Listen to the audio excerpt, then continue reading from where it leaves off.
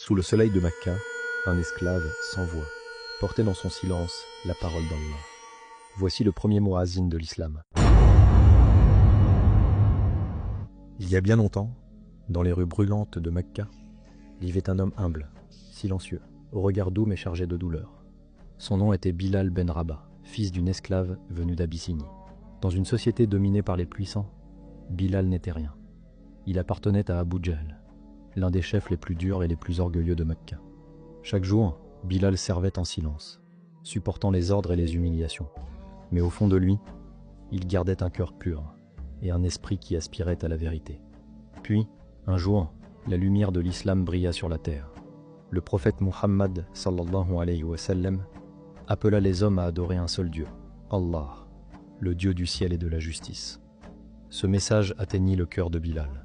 Il comprit que ni la couleur, ni l'origine, ni la richesse ne distinguent un homme auprès d'Allah, mais seulement la foi et la droiture. Alors, discrètement, il embrassa l'islam. Mais quand son maître l'apprit, la colère éclata. Ils voulurent lui arracher sa foi.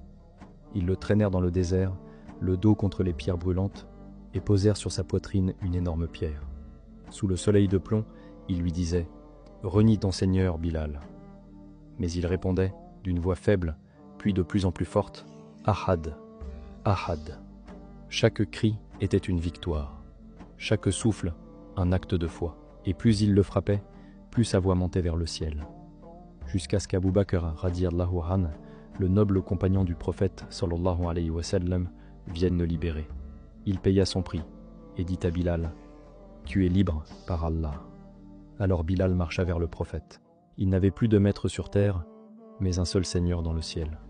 Le prophète sallallahu alayhi wa sallam l'accueillit avec tendresse et vit en lui un homme d'une foi immense.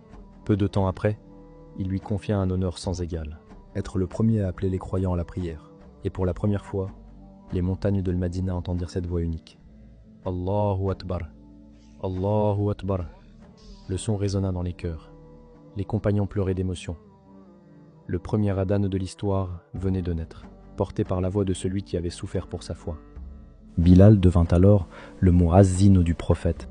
Chaque jour, sa voix rappelait à tous que la foi triomphe de l'oppression et que l'esclave d'hier peut devenir la voix du paradis.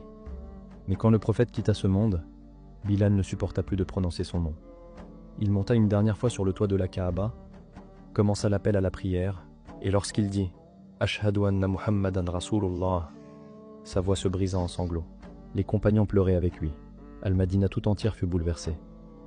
Après cela, Bilal quitta la ville, ne pouvant plus faire l'adhan sans le messager. Il vécut quelque temps en Syrie, puis, un jour, il fit un rêve.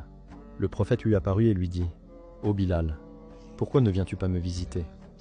Alors Bilal retourna à Al-Madina. Des compagnons, émus, lui demandèrent « Appelle à la prière une dernière fois ». Il monta de nouveau, et sa voix s'éleva dans le ciel de Madina. « Allahu Akbar, Allahu Akbar ». Les habitants sortirent en pleurant, comme si le prophète revenait parmi eux. Peu après, Bilal rejoignit son Seigneur. Ses dernières paroles furent les mêmes que celles qu'il prononçait sur le sable brûlant. « Ahad, Ahad ». Ainsi s'éteignit l'homme qui fit trembler les idoles par sa foi, et dont la voix continue, jusqu'à aujourd'hui, à appeler les cœurs vers Allah.